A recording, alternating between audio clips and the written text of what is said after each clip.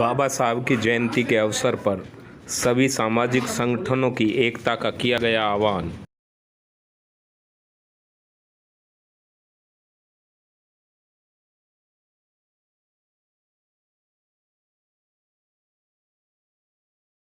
प्रणाम।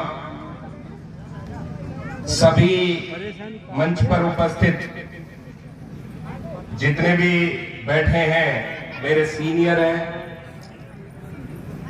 सभी को जय भीम। सम्मानीय सदन, आदरणीय मंच, सभी को जय भीम, नमो बुद्धाय। क्योंकि नाम लेना शुरू करूंगा तो बहुत लंबी लिस्ट हो जाएगी। मुख्य रूप से सरपंच साहिबा, बौद्ध साहब, आज हम यहां पर बैठे हैं। मैंने जब पंपलेट को देखा था तो मुझे बड़ा गर्व महसूस हुआ। पंपलेट को पढ़ने में पहली बार इस कार्यक्रम में एक जाति विशेष नजर नहीं आया। पंपलेट को देखने से एक बहुत अच्छा लगा कि एक जाति विशेष का कार्यक्रम नहीं लगा। नहीं तो हमारे लोगों ने बाबा साहब को एक जाति विशेष तक सीमित कर दिया।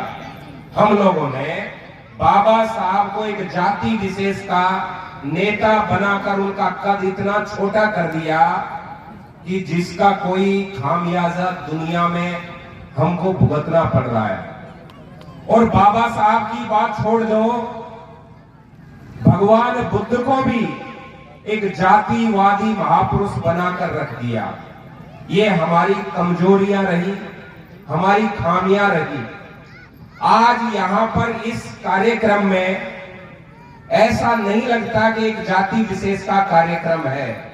यहां सर्व समाज के लोग हैं। सर्व समाज के लोग बाबा साहब में आस्था रखते हैं। तो सभी आयोजक समिति और इस गांव के लोग धन्यवाद के पात्र हैं। वैसे तो दुश्मन हमको एक जगह बैठने ही नहीं देना चाहता। वो तो चाहता है कि हम जातिगत महासभाएं बनाएं, जातियों में बंटते रहें, एक दूसरे को ऊंचा नीचा मानते रहें और हम आपस में ही लड़ते रहें। और जब हम आपस में लड़ते हैं तो दुश्मन का काम सरल हो जाता है।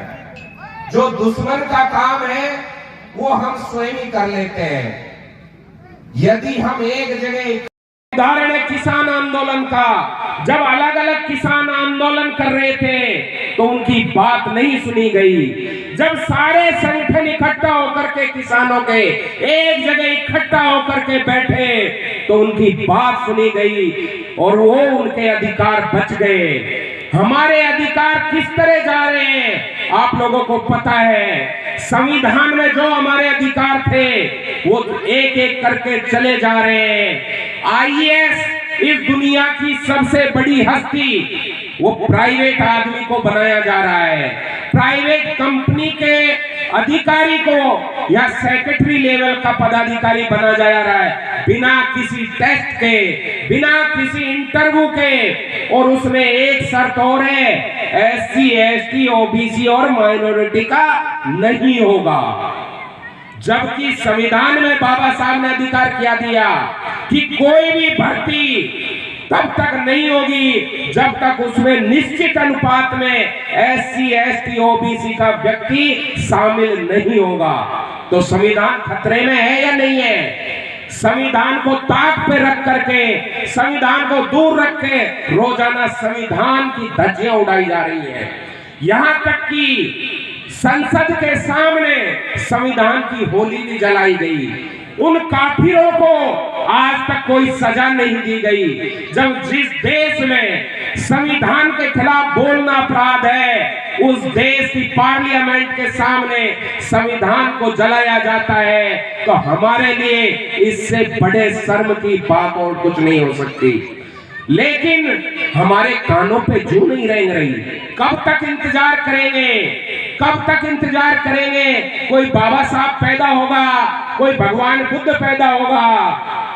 क्या बाबा साहब अब दोबारा जीवित होकर के आएंगे क्या?